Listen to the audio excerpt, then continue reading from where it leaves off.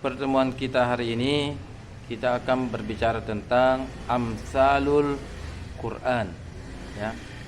Amsalul Quran. Amsalul Quran. Yang pertama kita akan bahas ta'riful masal. Ta'riful masal. Pengertian amsalul Quran, ya.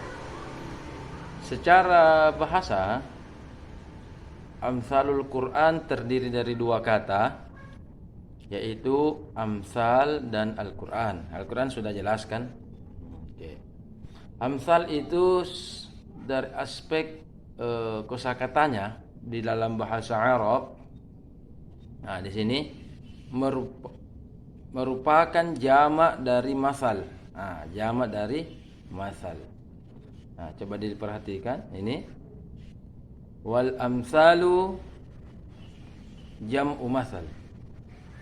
Amsal itu, kata amsal merupakan bentuk plural, ya. Jamak, bentuk menunjukkan banyak dari masal. Jadi masal itu satu, masalani dua, amsal banyak, ya. Jadi itulah perbedaan bahasa Arab dengan bahasa Inggris atau bahasa lainnya, ya. Nanti dikatakan jamak dalam bahasa Arab kalau benda tersebut itu menunjukkan angka 3 ke atas, ya, oke. Beda kalau bahasa Inggris, one book, kalau two books. Nah, sudah jamak, ya. Kalau dalam bahasa Arab, ya, kalau satu masal, kalau dua masalani, yang kalau ketiga amsal, ya. Oke, masal, mislun, itu al-masil. Bermakna asyubhu. Kalau pertemuan sebelumnya kita pernah mempelajari tentang mutasyabihat, maka masal itu mirip artinya dengan mutasyabihat, syubhun. Ya, syubhun artinya serupa, ya, serupa, ya. Masal itu artinya serupa. Jadi kalau dikatakan virus mislu isma, artinya virus mirip, virus mirip dengan isma misalkan, ya. Oke. Itu dalam bahasa Arab mirip. Dalam ilmu matematika Arab, ya, misalkan ada contoh-contoh soal, ya, maka dikatakan masalan. Contohnya, contoh soalnya ini. Karena misalkan ada rumus-rumusnya, kemudian ada contoh kasusnya, itu masalan. Jadi ada contoh-contoh kasusnya yang mirip tentang hal tersebut, tinggal dikasih masuk lagi rumusnya. Itu namanya masal. Jadi ada contoh. Makanya sudah menjadi bahasa Indonesia masal dengan menjadi misal. Misal, ya. Misalkan, contohnya apa? Itu. Jadi misalkan itu berasal dari bahasa Arab ini. Masal, misal. Itu, ya. Coba lihat. Wal masal misal. Misal. Berbaris bawah misal. Jadi ada masal, ada misal. Jadi kurang lebih mirip maknanya itu, ya. Jadi saya akui memang bahwa banyak dari bahasa Indonesia ini diserap dari bahasa asing. Baik dari bahasa Inggris, terlebih dari bahasa Arab, ya, bahasa Arab. Masjid, masjidun, ya kan? Kirtas, kirtosun. Apalagi? Mistaratun, termasuk misal, ya. Asik, itu ya bahasa Arab itu. Asyik, ya, pakai ain, asyik, itu bahasa Arab juga itu. Apalagi kalau dunia kedokteran, dunia kesehatan, obat ini mujarab. Mujarab itu bahasa Arab, mujarrab. Mujarrab. Itu kan. Jadi banyak kosakata yang sebenarnya sudah terserap, ya. Jangan ke bahasa bahasa Indonesia. Bahasa Makassar juga, ya, banyak terserap dari bahasa Arab, ya. Contoh, perut itu bahasa Makassarnya batang, ya. Misalnya ke dalam bahasa Arab bagaimana? Batnun, iya, batang, batnun, iya kan? Itu berarti ada. Belum lagi lappa, melipat. Itu berasal dari bahasa Arab itu. Laffafa yulaffifu, artinya melipat. Iya kan? Malappa. Itu ya. Itu perumpamaan, misal. Itu ya, masal. Jadi masal itu artinya sesuatu yang mirip, permisalan, percontohan, atau biasa dikatakan perumpamaan, ya. Perumpamaan. Jadi secara bahasa al-masal, amsalul Quran artinya perumpamaan di dalam Al-Quran, ya. Dicatat baik-baik. Oke. Masal artinya perumpamaan dalam Al-Quran. Oke.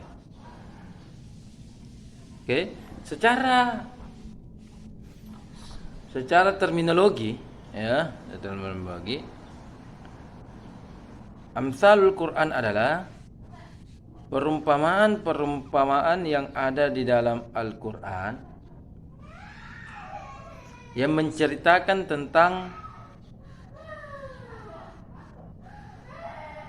hal yang abstrak menjadi konkret. Yang menceritakan tentang hal yang abstrak menjadi yang konkret, hal yang bersifat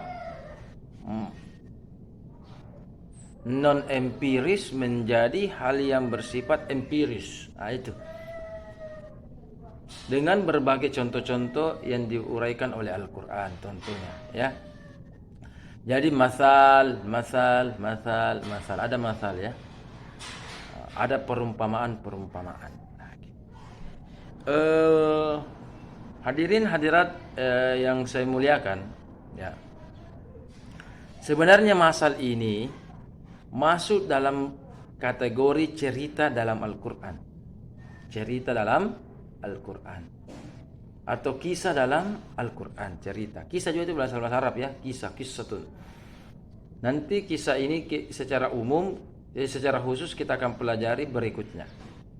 Cerita di dalam Al-Quran itu terbagi atas 2 sub pembahasan, yaitu hari ini amsalul Quran, dengan minggu depan kita akan pelajari tentang kisah-kisah Al-Quran. Ya, cerita di dalam Al-Quran itu ada 2 macam. Ada yang fiktif, yang tidak terjadi. Ada yang real terjadi, sesuatu yang benar-benar terjadi. Nah, yang fiktif itu namanya ini amsalul Quran. Tema kita hari amsalul Quran, yang fiktif. Minggu depan, pertemuan berikutnya, kita akan bahas tentang kisah yang nyata di dalam Al-Quran, namanya qasasul Quran, ya, kisah-kisah dalam Al-Quran. Jadi kalau ada kisah nyata itu materinya tentang qasasul Quran. Pertemuan selanjutnya insyaallah. Hari ini kita akan berbicara tentang kisah-kisah fiktif yang tidak nyata di dalam Al-Quran. Kata lainnya adalah perumpamaan. Ya, namanya kita berumpama, berandai-andai, ya. Nyata tidak? Tidak. Coba umpama kita harus keumpamanya tadi dapat gitu kan? Umpamanya seandainya, berarti itu fiktif. Lewat tidak terjadi, ya kan? Berarti walaupun secara teks perumpamaan Al-Quran itu amsal artinya perumpamaan, tetapi bisa dikategorikan sebagai kisah fiktif di dalam Al-Quran. Kisah fiktif, ya. Tidak terjadi. Perumpamaan saja, ya. Perumpamaan saja bahwa contoh ada ya perumpamaan dalam Al-Quran. Langsung kita berikan contoh berdasarkan kategorinya, ya. Amsal terbagi atas 2. Perumpamaan Al-Quran itu terbagi atas dua. Yang pertama, amsalul musarrafah fil Quran. Amsalul musarrafah fil Quran, yaitu perumpamaan amsalul Quran. Amsalul Quran yang pertama adalah musarrafah. Dalam bentuk jelas, perumpamaan yang dalam bentuk jelas memiliki lafal masal di dalam penukilannya.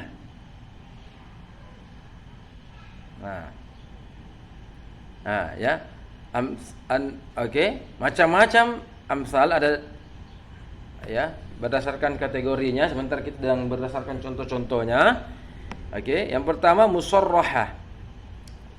Al-amsalul musarrahah. Yang kedua al-amsalul kaminah fil Quran. Kaminah.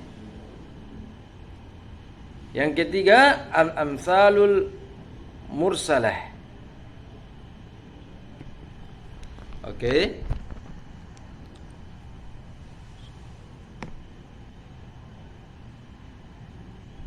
Coba diperhatikan. Itu ya. Amsalul musarraha, amsalul kamina, amsalul mursalah. Kita akan membuat definisi dan contoh masing-masing. Coba. An-naul awal, kategori pertama, amsalul musarraha wa hiya ma sarraha fiha bil lafdzil mathal. Apa nih maksud dengan amsalul musarraha? Yaitu perumpamaan dalam Al-Quran yang dengan jelas, sarraha, dengan jelas, dengan nyata, nampak dinukilkan kata masalnya. Ya. Nampak kata-kata masalnya, ada masalnya. Masaluhum kamasali, ya ada gitu ya. Ada masal-masalnya. Jadi kentara. Ini misalkan dalam surah Al-Baqarah biasa kita lihat. Masaluhum kamathalil ladzi istawqada nara falamma ata'at ma hawlahu dhahaba Allahu binurihim wa tarakahum fi dhulumatin la yubsirun. Itu. Ini musarrahat jelas. Ya. Jadi Anda misalkan belum tahu apa artinya, yang penting kalau ada masaluhum kamasali, ya, itu menandakan bahwa ini al-amsal dalam Al-Quran. Jelas sekali nih, ya, jelas sekali. Masaluhum kamasali, ada, jelas. Ini yang banyak dalam Al-Quran. Ya, wahiyya katsiratun fil Qur'ani. Ini contoh yang banyak. Jadi kalau 1, 2, 3 ini, 1, 2 dan 3 ini, yang pertama yang paling banyak diberikan perumpamaan di dalam Al-Quran. Jadi itu dikatakan tadi juga perumpamaan itu adalah cerita fiktif, ya. Jadi ini mathaluhum kamathalil ladzi istawqada nara. Perumpamaan mereka itu berarti ada kisah, ya, ada cerita kan? Perumpamaan mereka itu bagaikan dia menyalakan api. Kemudian tiba-tiba apinya padam. Ya, apinya padam. Anggaplah kita menyalakan lilin di gelap gulita di malam hari. Kemudian apinya padam. Apinya padam sehingga mereka tidak melihat. Bukan berarti ada betulan orang yang menyalakan lilin, menyalakan lentera, kemudian tiba-tiba langsung mati lampu. Bukan begitu. Ini hanya perumpamaan. Perumpamaannya orang-orang munafik. Orang-orang munafik ini perumpamaannya. Ya. Itulah Al-Quran itu memiliki nilai sastra yang tinggi, ya.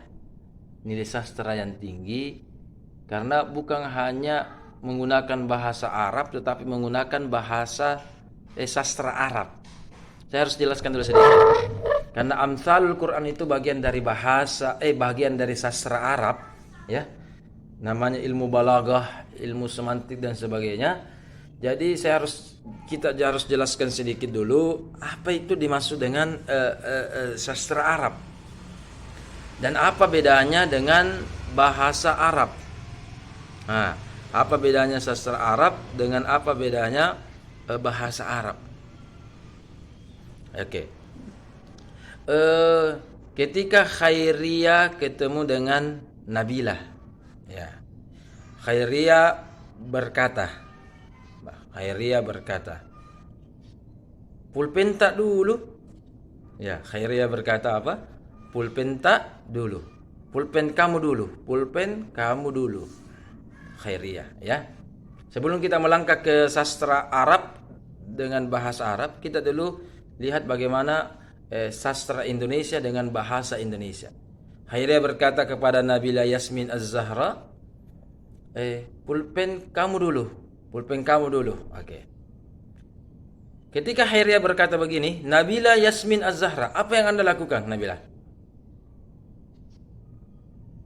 Nabila, coba jawab pertanyaan saya. Nabila, ketika Khairiyah berkata begitu,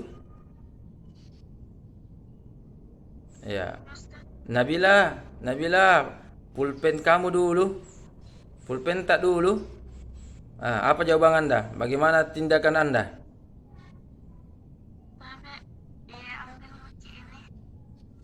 Anda langsung memberikan atau meminjamkan pulpen Anda, begitu Nabila? Oke. Pertanyaan saya, kenapa Anda pinjamkan pulpen Anda kepada Khairiyah? Apakah ada kata-kata pinjam? Coba. Khairiyah berkata, pulpen kamu, pulpen tak dulu. Pulpen dulu. Jadi itu memang pulpen Anda. Bukan pulpen saya, bukan pulpen mereka, bukan pulpen dia. Oke, atau bukan pulpen bersama kita. Ya. Kenapa Anda memberikan pinjaman pulpen Anda kepada dia? Nabila, jawab dulu Nabila. Betul. Dia mungkin butuh. Tapi tidak ada kata-kata pinjam ya. Ada kata-kata pinjam. Hanya dikatakan pulpen kamu dulu, pulpen tak dulu. Tidak ada kata-kata pinjam. Sama kalau kita tidak sengaja injak kakinya orang. Kakimu, iya kan? Ya. Itulah bedanya bahasa dengan sastra. Oke? Kalau melihat dari bahasanya, pulpen kamu dulu, ya betul. Itu hanya kepemilikan. Ya pulpenmu, ya pulpenmu. Pulpenku berarti bukan pulpenku. Ya itu kan, itu saja begitu. Tapi dari aspek sastranya, pulpen kamu dulu, itu mengisyaratkan bahwa ya ada kata yang jatuh di situ. Sastra itu begitu.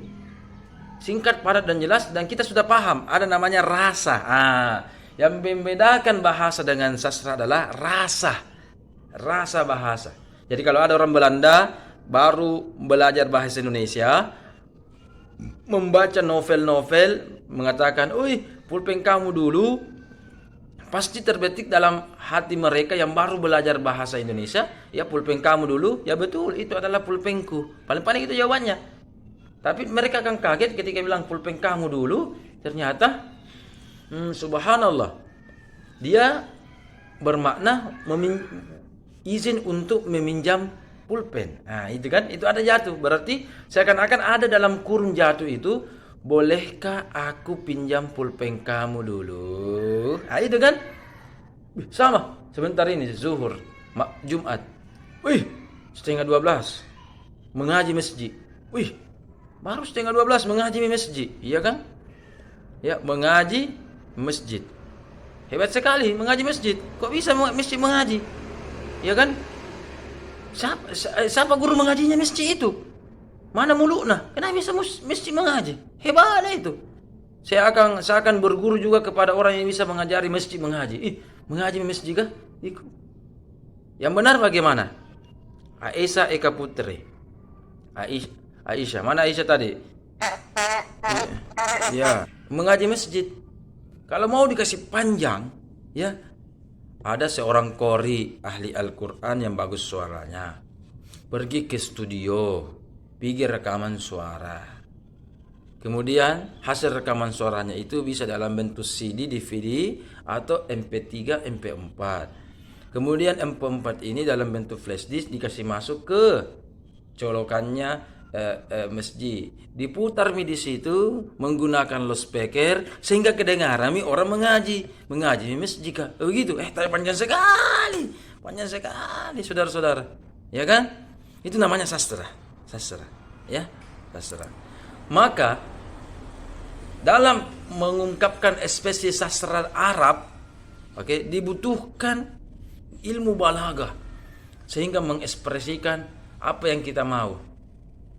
Sehingga di gubukku ini, dia padahal rumahnya 3 lantai, mobilnya banyak. Makan ala kadarnya. Ada mie ayamnya, ada mie kambingnya, ada mie pisahnya. Apa dia bilang? Makan ala kadarnya. Itu ekspresi bahwa dia mempersilahkan kita makan, tapi dia tidak dalam keadaan sombong. Makan ala kadarnya. Itu berarti orang tawadu, ya, orang rendah hati. Ya itu ya. Begitu. Maka, beberapa tema yang kita sudah pelajari sebelumnya ini sebenarnya itu dalam ruang lingkup ilmu sastra, ya, ilmu sastra Arab termasuk ini, yaitu perumpamaan. Jadi dikatakan mathaluhum kamathalil ladzi istauqada nara. Perumpamaannya mereka, siapa itu? Orang-orang kafir, seperti mereka semua itu menyalakan api. Menyalakan api, kemudian hilang apinya. Allah langsung ambil itu apinya, padamkan apinya. Maka fatarakahum fi dzulumatil la yubsirun. Maka mereka tidak melihat, ya kan? Begitulah orang munafik. Apa maknanya itu? Jadi seorang munafik itu kan artinya bermuka dua. Kalau supaya anak-anak muda Anda pahami arti munafik itu gampang. Apa? Munafik itu dia orangnya playboy atau playgirl. Itu munafik itu. Ya. Satu sisi dia mengatakan I love you kepada Allah. I love you ya Allah. Asyhadu an la ilaha illallah. I love you kan? Itu I love you kita itu kepada Allah itu syahadat. Wa asyhadu anna Muhammadar Rasulullah. I love you kita kepada Rasulullah. Tapi kalau kepada orang-orang kafir, acting tadi itu, pura-pura aja itu I love you syahadat kepada Nabi Muhammad. Itu kan orang munafik. Ya, sebenarnya I love you, saya cinta Tuhan kita ini berhala, atau saya Tuhan Yesus apa begitu. Jadi begitu orang munafik bermuka dua. Jadi kepada sini, gue suka kepada sini lagi, gue suka bermuka dua, bahkan bermuka 3 kalau perlu. Ya kan? Makanya perumpamaan orang munafik, ya, dia sudah bersyahadat berarti sudah memiliki cahaya Islam, tapi karena dia tidak serius, mengkhianati, maka walaupun dia sudah punya cahaya api, tapi seakan-akan api itu Allah padamkan, maka bagaikan orang yang langsung kaget, ya kan, bayangkan ini kalau kita mati lampu, ya, 1 jam saja mati lampu, kemudian padamkan, menyalakan lilin, ya kan, atau lampu cas, tiba-tiba lowbat atau padam, bagaimana? Langsung gelap kan? Gelap sekali. Begitu. Maka begitulah perumpamaan hati mereka atau kedudukan mereka. Sudah misyahadat itu terang. Kemudian dia mengkhianati syahadat tersebut, ya, mengkhianati hal tersebut. Nauzubillahi min dzalik. Berdasarkan ayat ini, ya, kita bisa pahami bahwa agama itu bagaikan cahaya. Agama Islam itu bagaikan cahaya. Ya. Ini namanya perumpamaan, ya, perumpamaan. Karena diumpamakan mereka menyalakan api, berarti Islam itu bagaikan api. Anda lihat ini, kentar aja nih. Apa ini? Secerca, sepotong kecil kertas. Saya ibaratkan, saya sengaja begini karena ini warna abu-abu, ya. Apa tanda terkentara ya? Saya ibaratkan orang yang sudah bersyahadat berislam sudah memiliki cahaya dalam hatinya. Oh, minimal sebesar ini cahayanya. Jadi kalau Anda sudah bersyahadat, asyhadu an la ilaha illallah, maka Anda sudah memiliki cahaya di dalam iman Anda. Orang munafik, cahaya iman ini ya, namanya digelap gulita, walaupun lilin itu terangnya hanya kecil sekali, tetapi itu berfungsi sekali. Bisa membedakan yang benar dengan yang salah. Oke, bisa membedakan dengan adanya cahaya di malam hari, mati lampu, dengan adanya cahaya lilin kita bisa membedakan. Oke. Yang mana uang 2.000, yang mana uang 20.000, ya kan? Nah, bisa membedakan. Nah, itu ya. Oke, lanjut.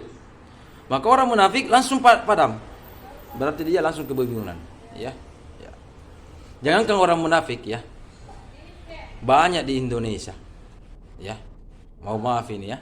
Di daerah-daerah, di kota bahkan, apalagi musim-musim pemilu, politik dan sebagainya, masalah ekonomi, banyak yang menggadaikan ini cahaya imannya. Jangan pandang enteng ini cahaya iman ya.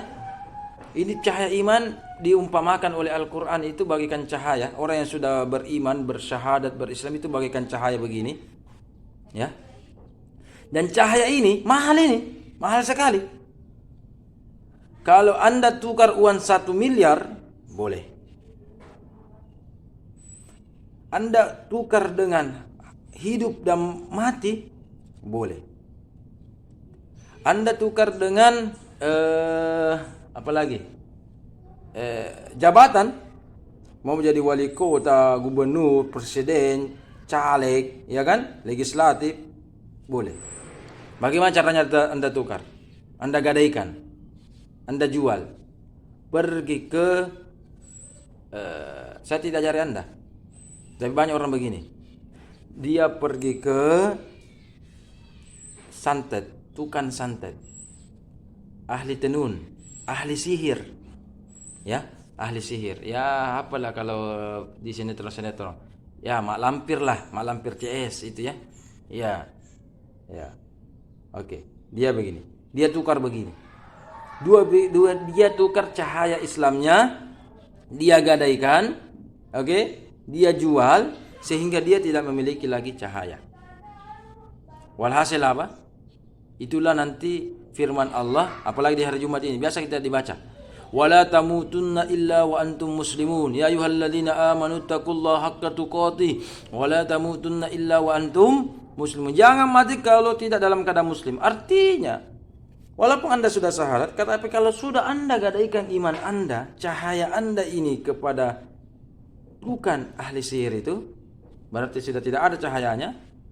Kalau ada malaikat maut ketika itu sebelum Anda bertobat, mencabut nyawa Anda, wah sudah. Neraka jahanam. Nauzubillah ya. Nah itu.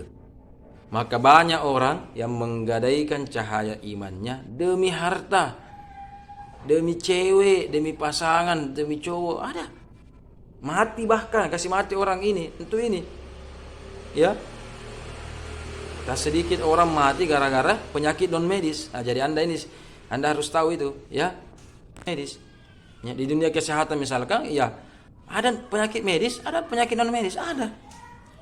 Atau ada berawal dari penyakit non medis karena dia lama tidur, kemudian walhasil anggota tubuh yang lainnya, anatomi tubuh yang lainnya juga ya vakum, aliran darahnya juga tidak berfungsi dan sebagainya, sehingga melahirkan, berkembang menjadi penyakit medis. Jadi dari penyakit non medis menjadi penyakit medis. Ada begitu, ya kan?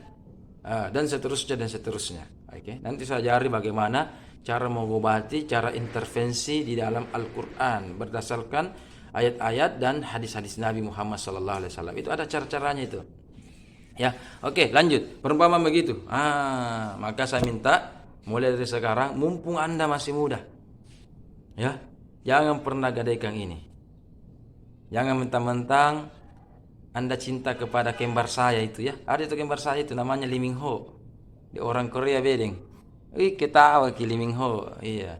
Ya kembar anu aja kembar, mata aja kembar. Iya iya. Ya sama-sama punya hidung juga. Lee Min Ho. Anda misalkan jampi-jampi Lee Min Ho supaya menjadi suami Anda, iya kan? Kalau tidak salah Lee Min Ho belum ada istrinya itu. Ya kan? Jampi-jampi. Umbala kita. Semoga Lee Min Ho mau sama Andi Ainung, Mahatma Karing. Kumpaya kumpu. Itu misalkan. Tapi digadaikan. Ada biasa tumbalnya. Begitu ya. Ilmu-ilmu pesugihan, ilmu-ilmu hitam, ilmu santet itu begitu. Ya. Kenapa? Ada tumbalnya apa? Itu imannya digadaikan. Jangan mau ke sholat lagi. Atau begini mau ada darah, ada apa dan sebagainya. Dan saya kenal beberapa orang yang begitu, ternyata subhanallah ada tumbalnya, maaf, cucunya. Ya, hampir setiap tahun ada saya lihat itu. Memang rumahnya 3 tingkat, 4 tingkat, ada SPBU-nya, ada apa dan sebagainya, off the record ini. Tak usah saya sebutkan siapa namanya. Meninggal misalnya cucunya. Jadi dalam 5 tahun atau dalam 10 tahun itu pasti ada tumbalnya. Ada begitu. Bahkan ada setiap tahun atau setiap bulan harus Anda dilakukan ritual-ritual yang harus dilakukan supaya mengawetkan pesugihannya. Ada begitu. Ya. Kita yang mempelajari agama, ya Allah berikan perumpamaan begitu, ya. Bahwa cahaya Islam itu bagaikan api, maka jaga api ini, jaga cahaya ini, jangan sampai redup atau jangan sampai Anda jual, gadaikan. Ya kan? Karena mahal. Karena ini sangat mahal. Dan jangan gara-gara dunia Anda gadaikan ini. Oke? Kalau mau pesugihan, ada namanya pesugihan Islami. Ya, tanda kutip pesugihan Islami. Daripada Anda misalkan dulu apa? Ada kolor hijau, babi ngepet, jaga liling, iya kan? Sama-sama ini tentang liling kita bahas ini, tentang cahaya. Ya kan? Apalagi ada dulu di kampung-kampung ada namanya parakang, popo. Itu semua masalah pesugihan itu, masalah dunia itu. Supaya cepat kaya, ya, kaya raya apa dan sebagainya itu. Daripada Anda lakukan begitu, lebih pesugihan Islam. Apa itu pesugihan Islami? Gampang. Salat duha. Itu. Baca apa? Baca Al-Waqi'ah. Ada doa-doa khusus? Ada. Iya kan? Itu. Itu ya. Itu kita lanjut ya. Itu perumpamaan yang pertama di dalam Amsalul Quran, yaitu Al-Musarrah. Al-Musarrah yaitu perumpamaan yang memiliki kata-kata masal dengan jelas. Apakah masaluhum ataukah dengan kamasali, yang penting ada masalahnya, atau bahkan dua-duanya. Masaluhum kamasali, itu namanya itu namanya apa? Masal musarrahah. Masal yang kedua adalah kaminah. Masal kaminah yaitu sesuatu yang tidak memiliki kaminah, tidak memiliki kata-kata masal, tetapi itu bermakna perumpamaan. Tidak ada memiliki, ya. Tidak memiliki kata-kata masal, tetapi itu sebenarnya memakna perumpamaan. Kenapa ditahu? Karena itu namanya sastra. Jadi sastra itu biasa, walaupun ada kata yang jatuh, tapi kita sudah paham, ya. Itu tadi. Tidak ada kata-kata pinjam pulpen, tapi kita sudah paham. Ya. Jadi masal itu yang kedua adalah kamina, artinya perumpamaan dalam Al-Quran yang tanpa menyebutkan kata masal di dalamnya, tetapi bermakna perumpamaan secara majazi.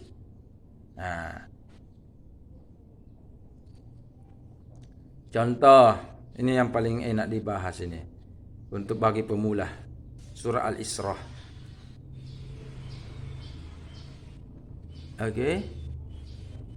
Atau surah Al-Furqan itu, atau ini yang keempat, surah Al-Isra. Ya, yang keempat, surah Al-Isra ayat 29. Wala taj'al yadaka maghludatan ila unuki wala tabsutuha kullal basa. Artinya begini. Ya, janganlah jadikan tanganmu terbelenggu di leher. Jangan juga jadikan tanganmu melapangkan dada, melapangkan, terlapang begini. Hasilnya begini. Jangan kasih begini tanganmu. Yadaka magula fino, jangan begini. Oke? Tapi jangan juga begini. Ya. Ya. Saya mau tanya Syairah, ini tidak ada gambarnya ini Syairah, tidak ada videonya. Mana Syairah? Ada Syairah? Syairah, oh Syairah, mana ki Syairah? Oh Syairah, mana Syairah ini?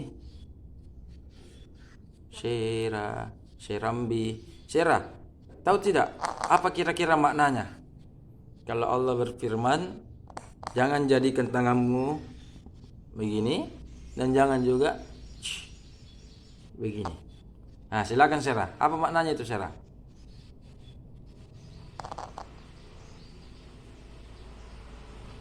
Halo, halo Jar-Jarri, halo, halo dengan Syairah di mana? Jar-Jarri, halo. Aduh, Anda gagal mendapatkan uang 2 juta rupiah. Aduh, saudara-saudara. Oke, kita tangga berikutnya. Siapa kira-kira yang bisa menjelaskan? Ada Torib Abror Firjiawan. Torib. Apa itu maksudnya? Allah bilang begini, jangan kasih begini leher Anda, jangan tangan Anda lapangkan begini. Apa itu? Itu artinya itu Torib. Apa artinya?